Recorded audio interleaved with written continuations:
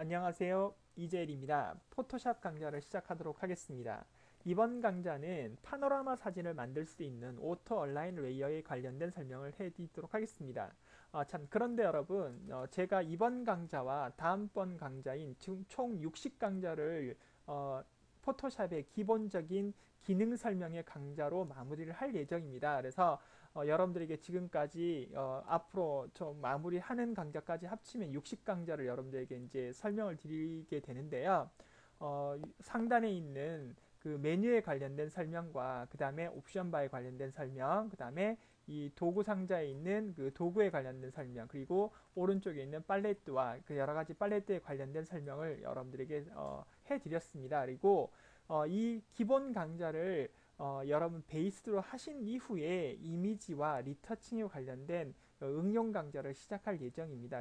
다시 말하면 61번 강좌에서부터 이미지와 이미지 보정과 리터칭에 관련된 설명을 해드리려고 예정하고 있습니다. 그러니까 여러분들이 오늘 설명을 드리는 오토 레이어 얼라인, 그러니까 오토 얼라인 레이어 기능과 그 다음에 3D에 관련된 그 명령들만 여러분들에게 해드리고 포토샵의 기본 60강좌를 마무리를 하도록 하겠습니다. 물론 그 중에는 반드시 또 여러분들에게 필요한 또 기능들이 빠질 수도 있을 것 같아요. 형태가 제가 모든 기능들을 다 설명을 드렸다고 장담은 할 수가 없기 때문에 여러분들이 혹시나 빠진 부분이라든지 또는 제가 강좌를 진행하면서 빠진 부분이라고 생각되는 부분들은 이미지 보정과 리터칭 뿐만 아니라 앞으로 계속되는 포토샵 중급, 고급 강좌를 연이어 나가면서 필요할 때 그때 다시 또 추가로 설명을 드리는 걸로 해서 여러분들이 좀 필요로 하는 어떤 부분에 대한 설명이라든지 또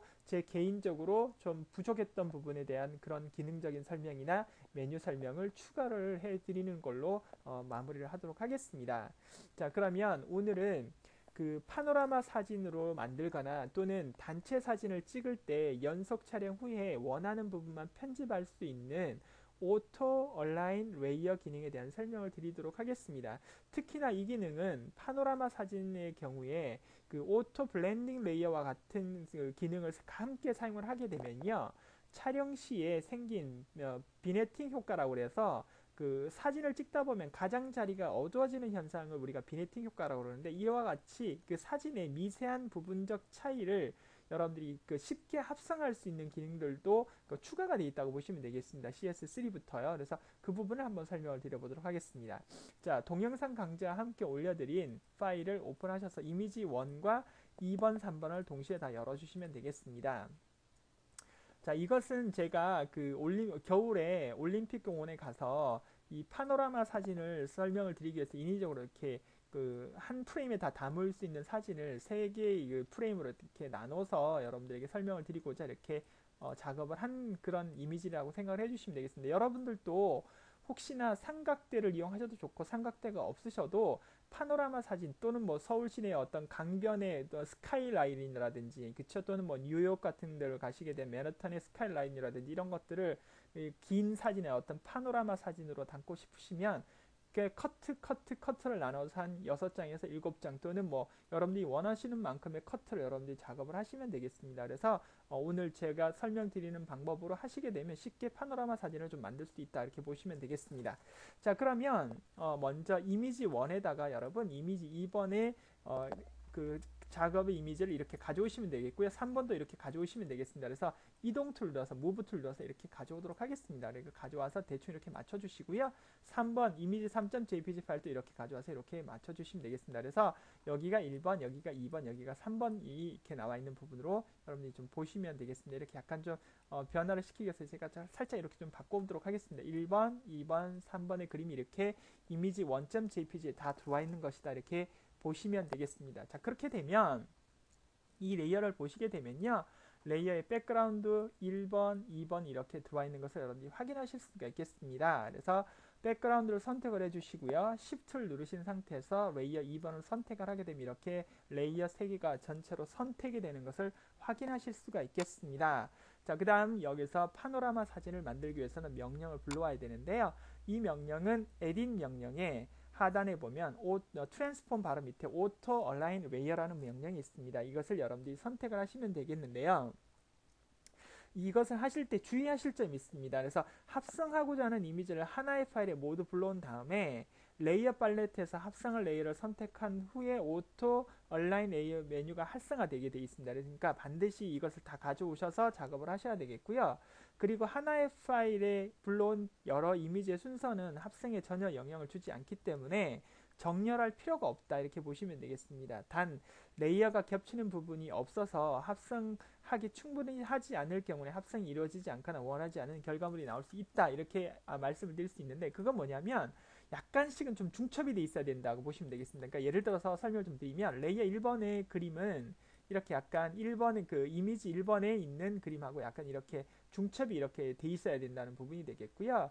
또한 레이어 2번은 레이어 1번의 그림과 마찬가지 이렇게 중첩이 좀 이렇게 돼 있어야지, 이게 완전히 따로 떨어져 있는 상태에서 이렇게 나눠주시면 안 된다는 말씀을 이제 이론적으로 좀 설명을 드렸습니다. 그러니까 저 같은 경우에는 여러분들에게 좀 더 쉽게 설명을 드리기 위해서 제가 알고 있는 어떤 그런 개념으로 설명을 드렸으면 좋겠지만, 일단은 좀 더 오토 얼라인 레이어의 이론적인 어떤 기본적인 개념부터 설명을 드리다 보니까 두 번, 세 번 설명이 또 반복되는 그런 경우도 있다고 알아두시면 되겠습니다. 자, 이렇게 되신 다음에 여러분 이제 작업을 한번 해보도록 하겠습니다. 자, 마찬가지 백그라운드 선택하시고 레이어 2번을 Shift 누른 상태에서 선택을 하시고요. 그러면 레이어 3개가 다 선택이 되어 있는 상태에서 Edit 그래서 오토 얼라인 레이어를 클릭을 하시면 되겠습니다. 자, 클릭을 하시게 되면 이렇게 명령이 나오는 것을 여러분들이 확인하실 수가 있겠습니다. 자, 그런데 여기에도 이제 여러 가지 기능들적인 내용들이 나오겠지요. 그래서 오토를 하게 되면은 소스 이미지를 지가 알아서 분석을 해서 그 퍼스펙트와 그 다음에 실린더리칼이라고 나와 있는 이런 중에 하나의 이미지를 자동으로 연결하게 돼 있습니다. 그렇지만 이제 만약에 퍼스펙티브를 하게 되면은 선택한 레이어에서 하나의 기준으로 나머지 이미지를 원근감 있게 변형을 해서 연결하는 부분이 되겠고요. 그 다음에 그 실린더리칼이라고 나와 있는 부분이라고 나와 있는 것은 개별 이미지를 확장된 원통형으로 연결 합성하는 것이라고 생각을 하시면 되겠습니다. 즉 다시 말하면 약간 원통형으로 구부린다고 생각을 해주시면 되겠습니다. 그래서 이 퍼스펙티브를 선택할 때 연결된 이미지 양쪽 끝을 원통형으로 변형하는 거라고 보시면 되겠고요. 넓은 파노라마를 선택할 때 가장 좀 좋다고 보시면 되겠습니다. 자, 그 다음 나오는 것이 제일 밑에 보시면 리포지션 온이라고 나와 있는 부분이 있는데, 이것은 그 레이어를 변형하지 않고 정렬해서 연결하는 부분이라고 보시면 되겠습니다. 그래서 보편적으로 저는 이론적으로 여러분들에게 다 설명을 드렸지만 실질적으로 그냥 오토만 클릭을 하시게 되면 파노라마 사진을 만들 수 있다고 생각을 해주시면 되겠습니다. 오토를 누르고 OK 버튼 눌러보도록 하겠습니다.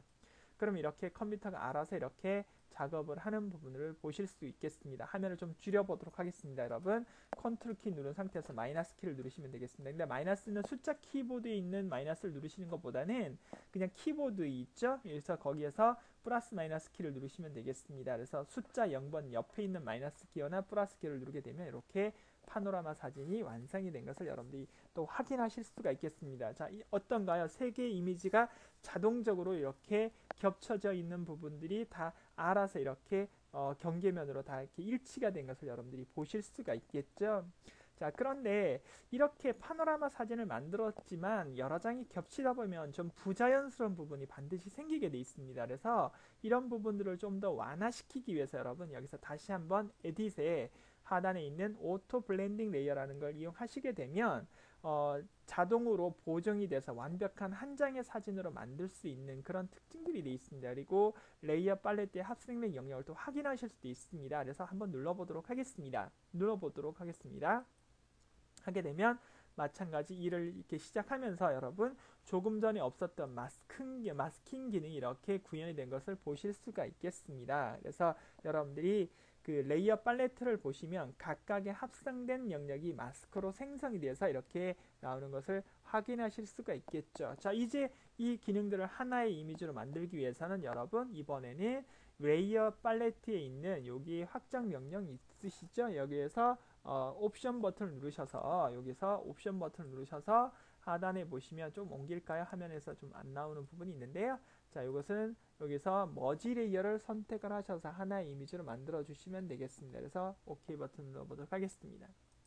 자, 이렇게 하면 이제 하나의 이미지가 완성이 된 것이 되겠죠. 그리고 여러분들이 필요하신 만큼의 크기로 크랍을 이용해서 조절하시면 되겠습니다. 다시 크랍 툴을 누르시고 그 다음에 여러분들이 원하시는 만큼의 크기로, 물론 이 부분까지는 나가면 안 되겠죠. 그래서 이렇게 구현을 하셔서 요렇게 크기를 엔터를 치시게 되면 이렇게 세 장의 사진을 하나의 사진인 것 같은 효과로 만들 수 있는 그런 파노라마 사진을 우리가 이렇게 구현할 수 있다, 이렇게 말씀을 드릴 수가 있겠습니다. 좀 확대를 해서 확인을 한번 해보도록 하겠습니다.